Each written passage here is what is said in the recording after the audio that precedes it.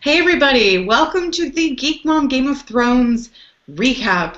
This is the final episode of season 4. This is episode 10, The Children, very aptly named. As usual, I have the lovely Andrea Stoltz with me at the bottom, Andrea Schwalm Stoltz, depending on the day.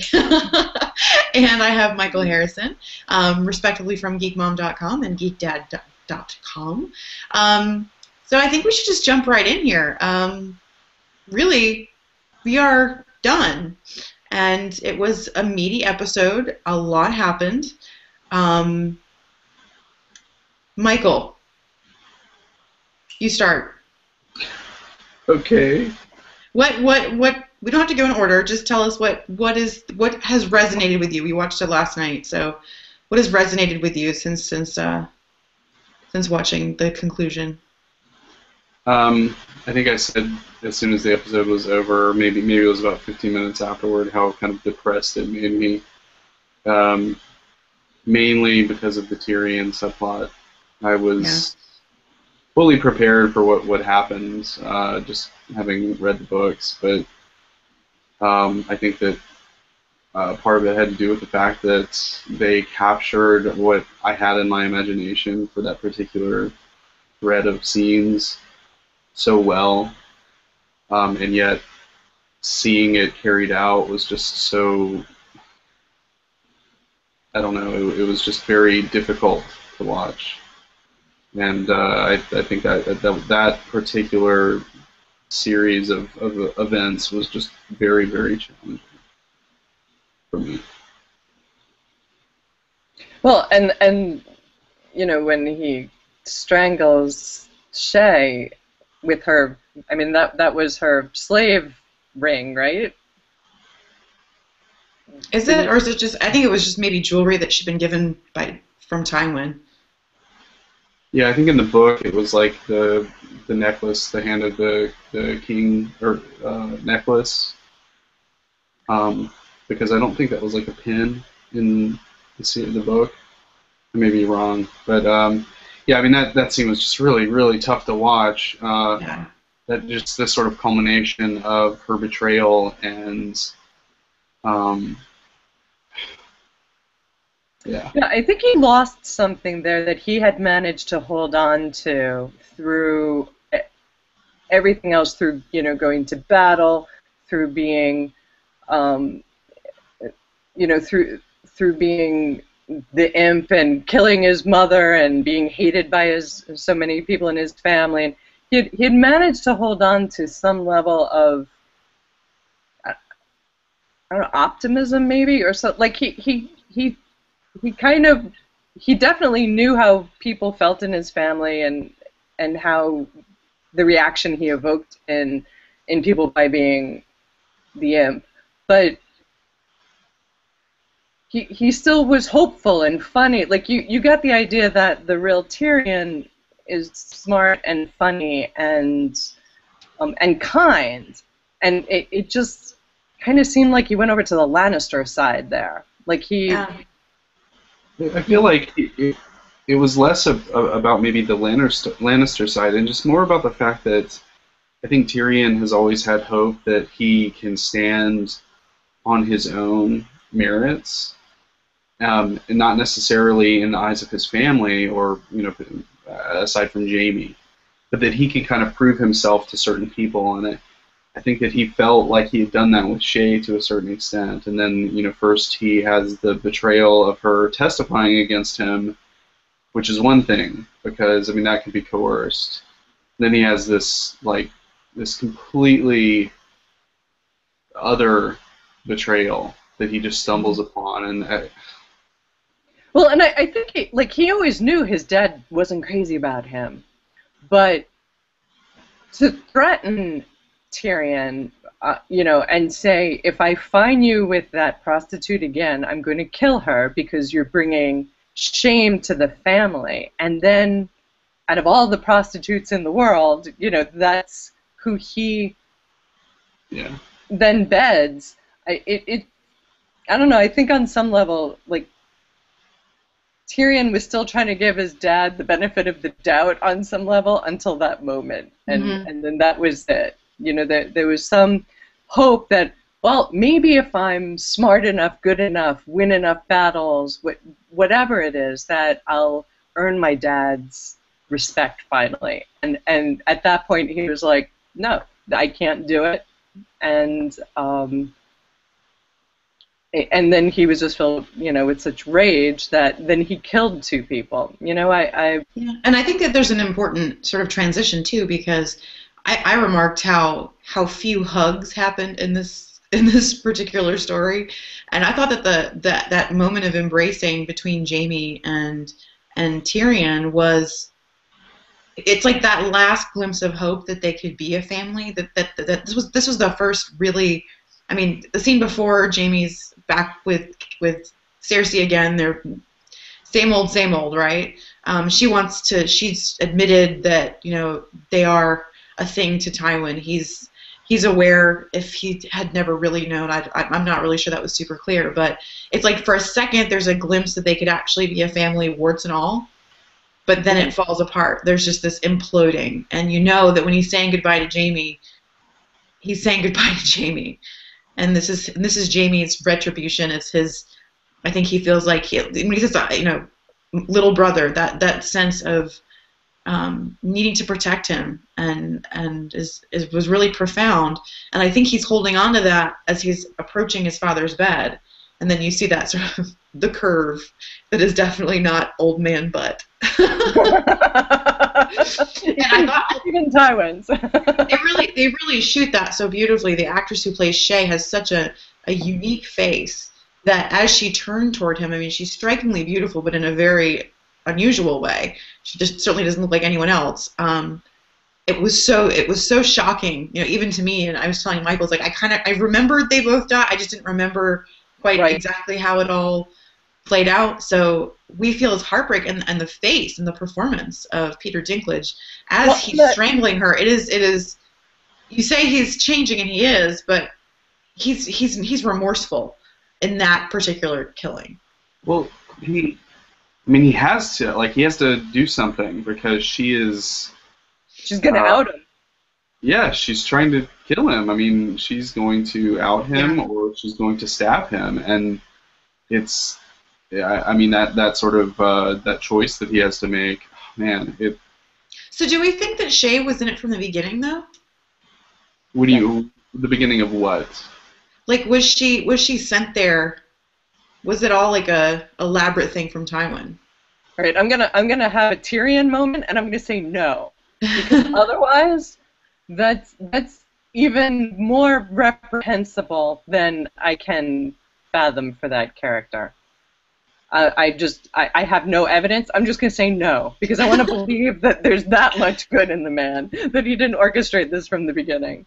That being said, we know that Tyrion had the love of his life up till that point had also been a prostitute, and he spent a lot of time with prostitutes, so. Yeah, I don't think that's. I think that for all of the times that Tywin was kind of getting after Tyrion for whoring, it doesn't necessarily make sense for him to necessarily set it all up. But at what point did Shay become? I think when I would think that she did it when he basically called her a whore because he wanted her to leave. Yeah. That to me would be a logical time, and then he says to Bran, "You got her on the boat, right?" And Bran's like, "Absolutely, she's gone." So to me, that seems like a logical time for her to seek revenge and try to ally with Tywin. That's what I'm going with. But I guess I wonder what her motivation was to be such a pill about it. I mean, I know it's like true love, blah, blah, blah, but she seemed to be such a resourceful, interesting character that I have a hard time believing that just because of his rebuke that she was ready to turn on him. I don't know. I like to think that they had the claws in her earlier, mostly because she was Sansa's handmaiden. So that's just my theory. There is that. Yeah, it's an interesting theory, and there's a lot of unknowns here, especially, I mean, even in the books. Yeah, we don't really... The interesting thing too is that one of the pivotal people who helped Tyrion try to spirit Shay away on a boat is also helping spirit Tyrion away on a boat. Mm-hmm. Yeah, maybe we want to spend a minute to talk about Varys and his, like, what do we think about him? Yeah, that was really interesting. And first of all, I mentioned this to Michael. I love Varys' costumes.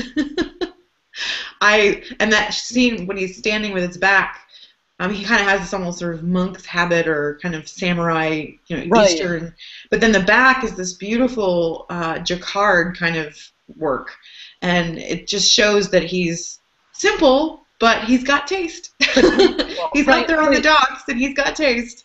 There could almost be a vulnerability there. Like, does he have just a little bit of vanity? I don't know. Or does he do? Or is that a calculation that he has to keep he wants to keep people on their toes when they see him, and so he doesn't want to come off just as the simple monk. Yeah. He wants to come off.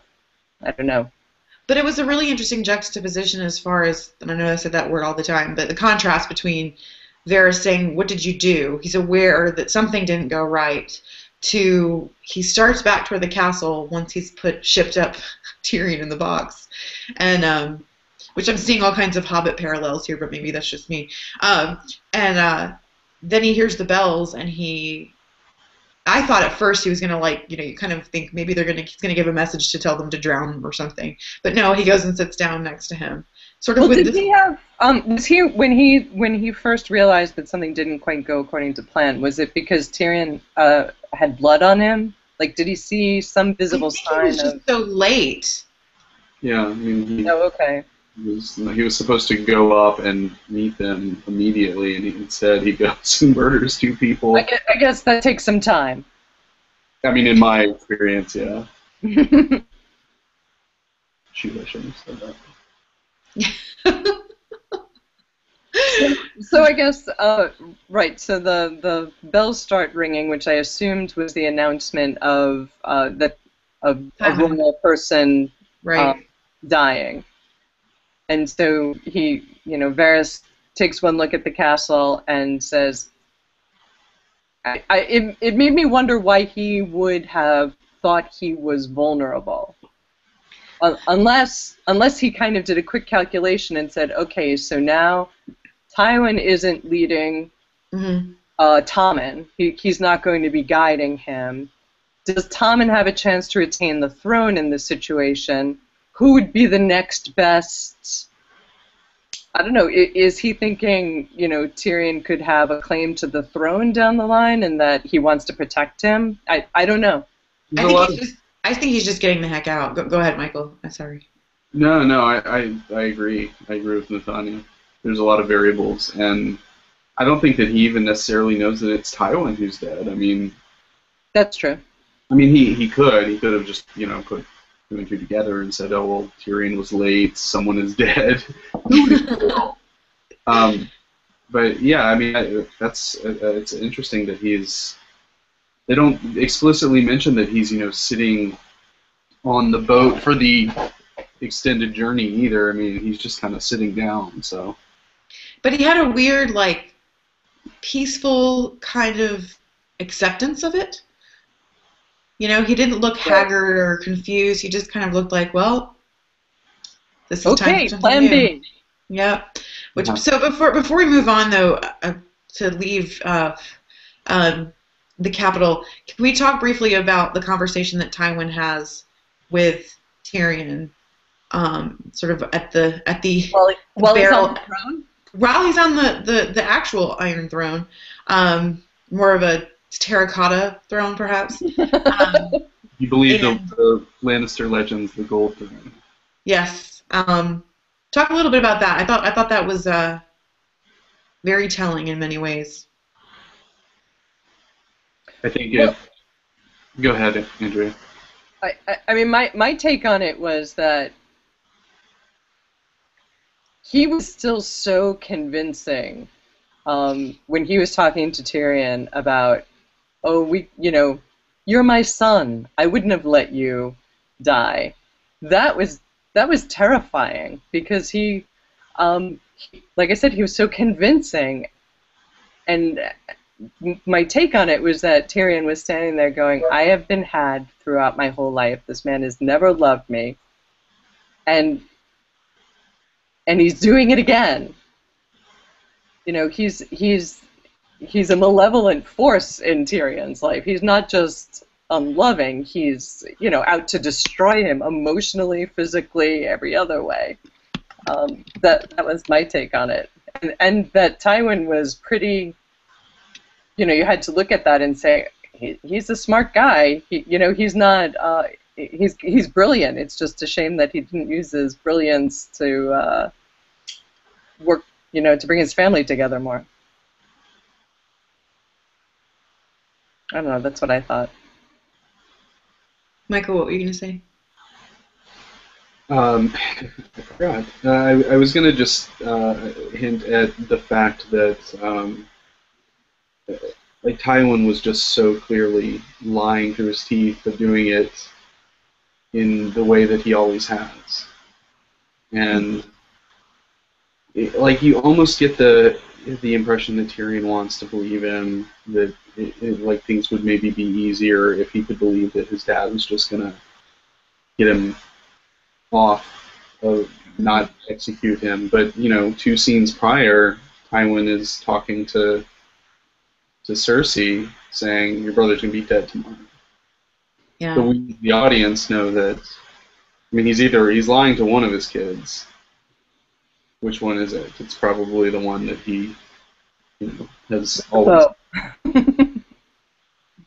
Although I think it's interesting that both Cersei and Tyrion fail by the pure fact of their birth. Cersei's not a boy, and Tyrion's deformed, and you know Tywin's only real weapon is his ability to sort of reinforce relationships somehow. And I thought I wasn't so convinced. To me, hearing him backpedal and try to say that he loved him, and that, or I don't know if he said he loved him, but of course he's his son. He's a Lannister. It was pathetic. The only reason he was even bothering to say that was because he's looking down the barrel of a crossbow. And it felt like the longest conversation, because I feel like there was nothing he could have said that Tyrion would have not killed him for. But he did warn him. If you say that word one more time, I'm going to shoot you.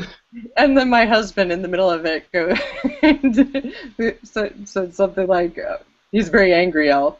Because, you know, in Elf, Peter Dinklage goes, if you say that word one more time. Yeah. So he totally broke the mood for me. Well, you know, I'm just kind of looking at your faces as you're talking, and you know, we're all kind of shell shocked, I think, by this. Mm-hmm. We're all kind of sitting here going, oh, and then I don't know. Was there anything positive that happened? Was there anything that you cheered for? No, I mean, I will say, I did feel like the Brienne and the Hound fight, as brutal and as long as it was, I was so happy to see that, because we hadn't seen really Bran do much fighting at all. And granted, he's got like a wound on his neck and he's not doing so well anyway, but there was something very... Hound. It's the Hound. It was super satisfying for me to see that. And the sound she was making, you don't get to hear women kicking ass very often. And right. She had this like guttural like scream of womanly awesome, you know, this almost shrieky, rumbly sound. In between spitting out teeth. I know, right? Yeah. I think that was a really great opportunity, and I think they've been playing with that a lot more than in the books, with those really close misses that they have.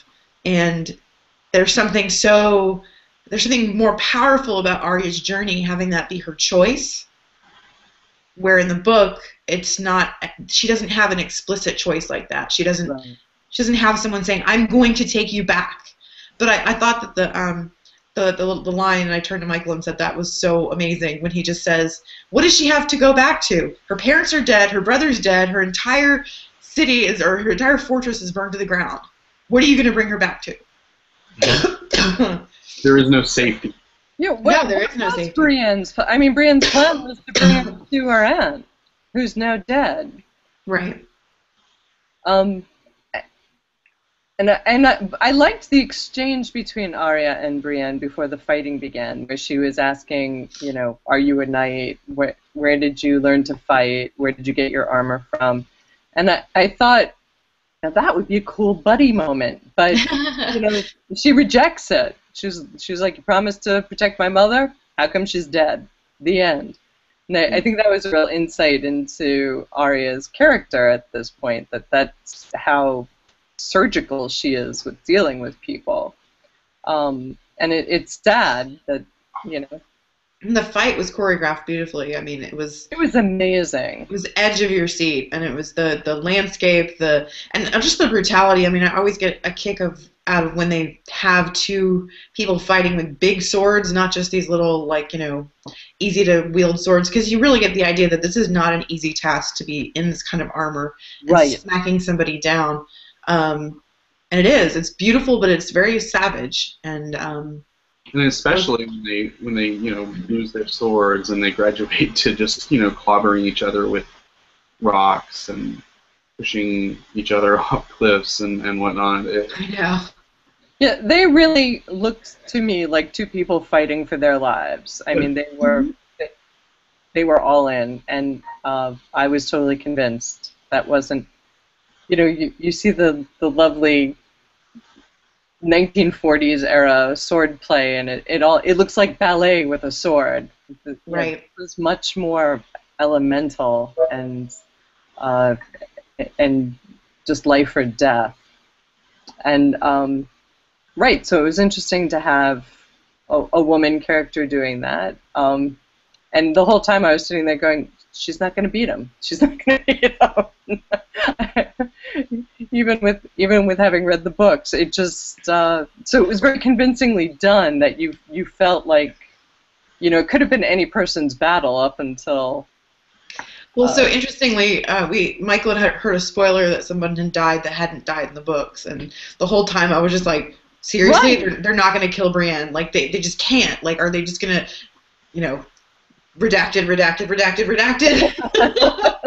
because it was a new scene, and I'm sitting there going, oh my god, this can't possibly happen. But and I think that it was, you know, again, they do that contrast because the brutality of his fall and fight and the fact that Arya exacts a completely different kind of brutality on him,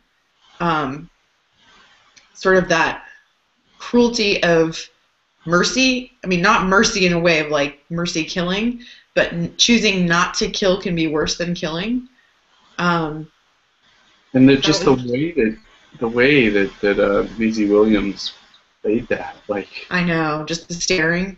Just the And then walking over to him, you know, and you see his body relax, like, oh, she's gonna do it, and she grabs his bag of gold, and that's it, and walks away. But at the same time, I got the idea that he could have, like, you know, even though he believes that he's going to be dying a slow death, he could have lunged after her and been like, if you're not going to kill me, I'm going to kill you. Like, they were close enough physically where. I think he was batted off enough, though. Well, he made a choice at that point. There was also a very, very interesting moment, you know, right after when he and Brienne are talking, where she says, "What, are you going to protect her?" And he's like, "Yeah." I mean, I think that in a lot of ways the Hound has sort of kind of redeemed himself in that scene, because he is protecting Arya. And he did protect Sansa too. You know, even though when he wants Arya to kill him, he starts saying, you know, I should have raped her when I had the chance. He protected Sansa. Right. He didn't. So, you know, I guess he saw something in them that, you know, maybe that was his chance to protect someone like he wanted to be protected when he was a kid and his brother put his face in the fire. You know, maybe that was his redemption arc there. And it was a sloppy arc because he's not a kind man, Mm-hmm. Right. Although he definitely, Maybe there is no redemption. I mean, maybe that's part of the story is that you can't undo that. I mean, we were clearly supposed to see to remember the scene with the old man when he kills him through the heart. She says, "Remember where the heart is." But he exacted more mercy than she did in a way, at least through action. And he even asked for wine, just like that. I mean, it was. You can't. I don't know. Yeah. It's complicated. It's a deep philosophical thing. So you were talking about the death that happened. Yeah, let's talk about this. I'm not happy. Wait a second. Who are we talking about? Well, the Bran's are finally returned to Bran. Oh my gosh! You know what? In all of the whole thing, I forgot about that. That's horrible. I'm horrible. So I turned to Michael. I said, "So does Thomas Sangster just have something better to do next season?" And this, yeah, I mean, we won't necessarily get into book spoilers, but I mean, I think we touched on this last week during the Assault on the Wall, when you have characters who aren't necessarily in the books who die. It says a lot about the characters in the books who are still alive that died in the show. Like, maybe they're not as important. And this was a lot more than Gren and Pip, though. This was a lot more than Gren and Pip. And the death was so. I guess I just didn't really understand the importance of it. I think, like, when they meet the dude in the tree, right? He says how important it was that Jojen, like, knew that he was going to die and he came anyway, and how pivotal that was. But was it? He just got stabbed by a skeleton. It's like a D&D character's death. Yeah, it was a bit. And I was thinking about this earlier, and I have a theory. So my theory is that the writers are like, well, so people who haven't read the books are all surprised when crazy things happen, but we still have to surprise people who've read the books. So let's screw with them. Let's just, All right, since it's the end of the season and he's dead, wasn't it implied in the books that he was weakening, that he was having epileptic seizures? Yeah, but he wasn't. I mean, he's still there. I mean, but I thought that there was some. I don't know. I thought there was an implication that using the sight was weakening him. That he would have these seizures sometimes after using the sight, and that each time it was almost like that he had a finite amount of this second sight, and that he was coming close. He was going to use it on Bran's behalf. And well, now we know. No, it's probably fatal. So, well, I mean, George Martin has also talked about these butterfly effects that that the show has created. He's mentioned that, and this whole plot is completely separate from everything else for all intents and purposes. And it feels like if Jojen doesn't actually accomplish meeting the three-eyed raven, it's just, I don't know, it just feels suckier. And I don't think we need more sucky stuff in this story. Maybe he comes back as a spirit and helps him. I think at this point we can.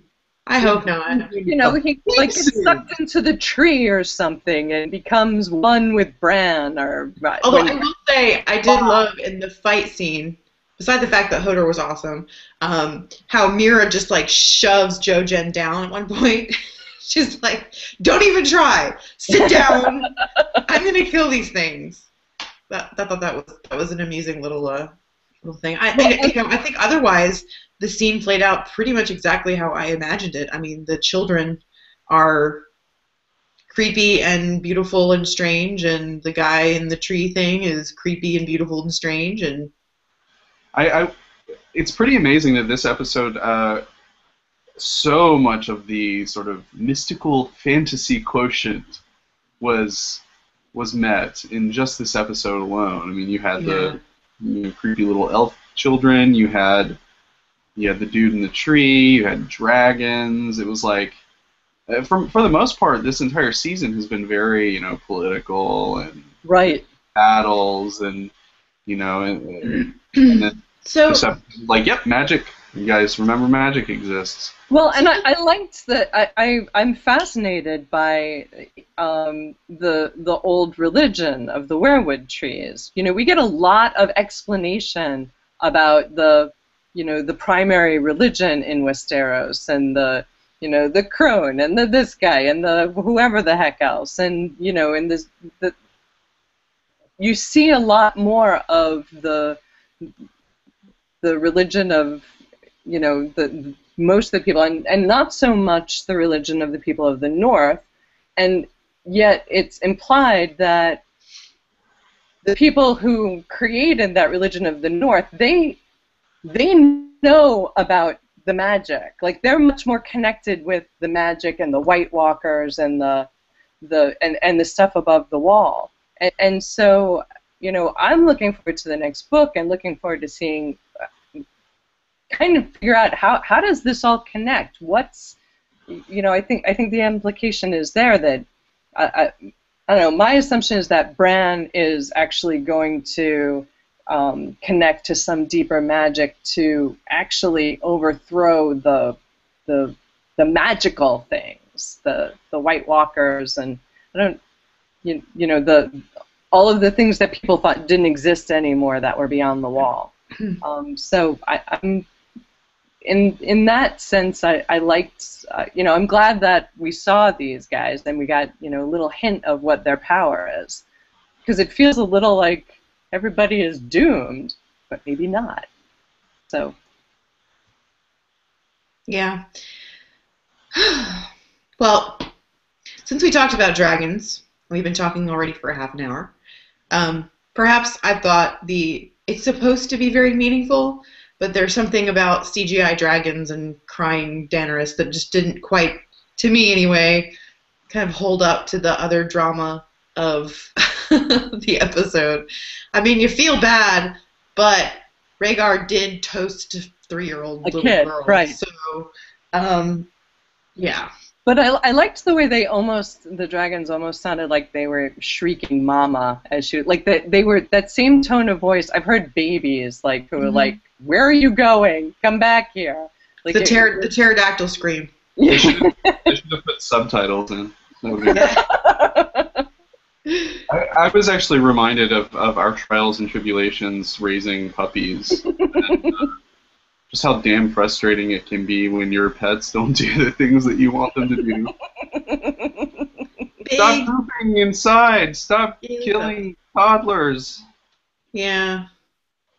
I mean, I feel bad, but I think if I had chosen a scene that didn't need to be in this episode, it probably was that. Because I will say that the stuff back at the wall again was kind of amazing. I really felt like after last week's episode that we were going to kind of like, it was going to kind of peter off and not be that meaningful. But let me tell you, one of my top 5 favorite scenes in any season of the show is going to be Davos and Stannis coming off their damn horses through the mist.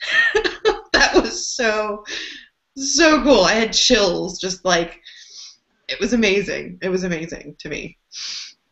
Well, and I liked getting inside Mance Rayder's head and, him basically saying, I guess we could end with the beginning almost, with, Jon Snow walking out to parley with Mance Rayder and entering the tent and basically, Mance saying, look, I want protection from my people. That really kind of, you could say, well, is he lying? Is he, or you could say to yourself, well, maybe he does. They know what's coming. They know the evil that's about to, come. And he's doing what everyone else is doing. He's trying to protect the people under him. It's just that the people under him aren't as likable. The thing that blows my mind is that, the Night's Watch knows about the others, or the White Walkers, or whatever they call them in the show, and the wildlings know about the White Walkers, and they both understand that this is the enemy. And all that Mance Rayder wants is to, have the protection of the wall behind him. And that was what was so sad about that scene, is that, Right. he's basically saying, we don't want to attack any of you people. Just let us through and we will lead, we will go. And you could see Jon Snow like seriously considering that, before, especially after the conversation they have to Gren, to Magnar, or whatever his name was, that like really humanized those giants and come across as very interesting, I think, for most of us watchers. But then when you hear Mance talk about this is the last king in a line that's older than the men, the children of men, and you're like, wow, it wasn't just this was a last gasp at hope for them. Right, you realize, like, if the giants are scared and the giants are throwing their bodies at the wall, you know that what they're running from is serious. And yeah, it was a really sad, as Natanya likes to say, a sad juxtaposition where you have the scene where you have two men who are essentially in control of the tattered remnants of their governing bodies, trying to come to some understanding, and then just Stannis comes through and just slaughters everyone. But it was so cool with the phalanxes and yeah. Well, and I was thinking as they were having that conversation, though, the wall is horribly undermanned, and if the baddies are coming, it would actually be to everybody's advantage to, get some more people up there. So, like, you have this moment of hope, like, oh, something's going to work out without everyone dying. Although I will say, it's almost worth it to have the conversation with Jon and Stannis. We've talked a lot about sort of the inheritance of Ned Stark, and I thought that was just played so well, because the name Ned Stark still holds a whole lot of power to it, but Jon's comment is kind of like, but it's not his world anymore. And when he says, if he had seen what I had seen, he would say to burn the bodies, all of the bodies. And there's something so cold and resigned, because we kind of know, too, at that point, that Jon was kind of thinking this was a suicide mission. I'm not sure he was truly prepared to actually parlay. And then he finally got through that, and now he's realizing what kind of hell are they in. Especially after, and I was really glad that when he burned Ygritte's body, he didn't go for an extra kiss, because that would have made me barf all over the place. Anyway. So you knew something, at least. Yeah. He's not that stupid. But. And I think that's probably to be super heavy-handed symbolism, or I don't know exactly what you'd call it, sort of the foresight, is that he now does know, so like through her death, right, through that whole ordeal, he's learned both sides. And I loved what, I always forget the name of the redheaded guy, says that you were with us for too long. Tormund. Yeah, you were with us for too long, and you're never going to shake it. So he's already had a dual existence as a bastard, and so the sort of complication and his character growth is really fascinating to me. And I think that they took it was kind of a slow season for Jon, but it definitely feels better. I felt like it was a really good ending for him, kind of standing up. The way he said "Your Grace," it was just enough little petulance in there to show that he's like, sure, everyone says they're king, but who the hell's going to kill these things? So. Wow, another season. Yeah. Good. So I think we kind of briefly went over the Jaime Cersei scene. Oh, yeah. Arya. Yes.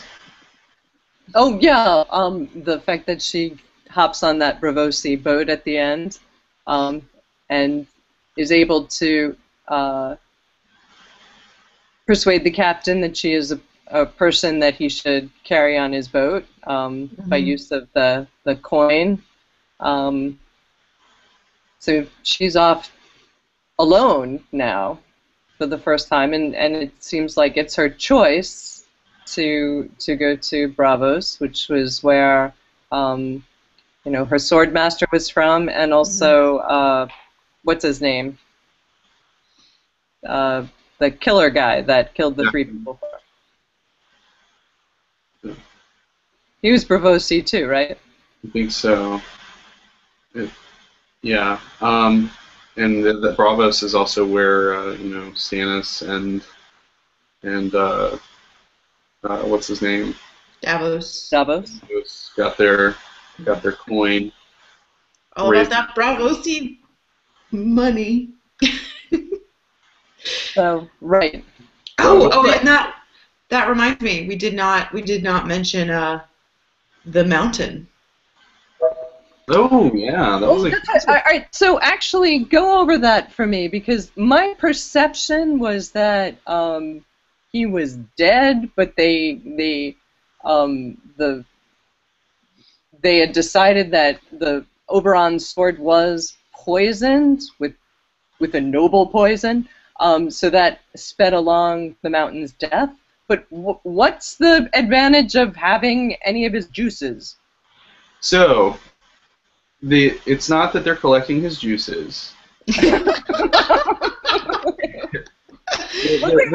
to collect his juices and make little mountain babies. So the interesting part about the whole conflict there was that what's the Pycelle, the sort of maester of King's Landing, he hates Qyburn because Qyburn is sort of like a defrocked maester. Oh. Qyburn was a little on the dark side. He was kicked out for doing, strange experimentations with people. He's a Sith, basically. Yeah. So what's going on there is that Qyburn was saying, "Oh, I think we can. He's close to death, but I think we can probably save him. He wasn't dead yet." Oh, so they're gonna pull a Frankenstein on him or something? Are they gonna? Yep. I think that's the implication. As he says, he won't. He will be different. He won't be less strong. And Cersei was like, "Yes." Less strong. We'll leave that as the keyword here. So will he be less nice? Is that possible? He was pretty horrible. No. So yeah, I mean, there's I thought that was a really interesting scene to throw in there. It was very much a bone thrown to people who might have read the books, because that is a scene that is not in the books, but hints at certain developments. Well, and Cersei kind of had fallen on hard times power-wise, and now she's the mom of the king with her dad gone. She's back with Jaime, and she could have an evil Frankenstein superpower guy to fight her battles for her. So it sure seems like things are looking up for Cersei, doesn't it? And that sounds like a great season 5, doesn't it? Yeah, I wouldn't count. Cersei takes King's Landing. It's like Sex in the City, but with your brother. That's. Otherwise, it's just like it. I'm gonna tweet that right now. Well, I think that is mostly what we have to talk about. I'm going to check real quick to see if anyone has asked things. A few times I have regretfully missed people's questions as they were watching this. So, okay, yeah, no one has any particular questions at the moment, but feel free to chime in the comments. We will perhaps think about doing a spoiler cast. I think it'd be nice in a couple of weeks to kind of spend some time thinking about this and talk about where we think the next season's going to go. Wait, there's one other thing, though. There's one other thing. There was one thing that a lot of people were expecting that didn't happen. Yes. We can't really talk about that. We can't really talk about that. Okay, so we'll leave it with that. We'll talk about that. One of my friends posted, "You had one job, Game of Thrones season 4. You had one job." So yes, there was something that we were very much thinking that was going to happen, that did not happen. So we will talk about that at the spoiler cast and a couple of other things. In the meantime, thank you to my wonderful co-hosts Andrea and Michael. Thanks for tuning with us all season long. We can't wait, and we think it's way too long to have to wait another 40 weeks before we head back into what is that how long? Oh my god. Let's not. Let's have the spoiler cast, and let's have people leaving comments, and let's talk more about this because there's lots of speculation. Yes, absolutely. So after the spoiler cast, though, we'll have to maybe we'll have a special recap episode of the recaps before we head on. So thanks everyone for all your wonderful comments and your continued following and support. We think you guys are the best of YouTube, and if you have any questions, always reach out to us. Remember, you can also visit us at geekmom.com and geekdad.com, where you can get lots of geeky wonderment all week long. And we hope you have a fun, safe trip throughout whatever adventure you are about to embark on. See y'all later. Bye.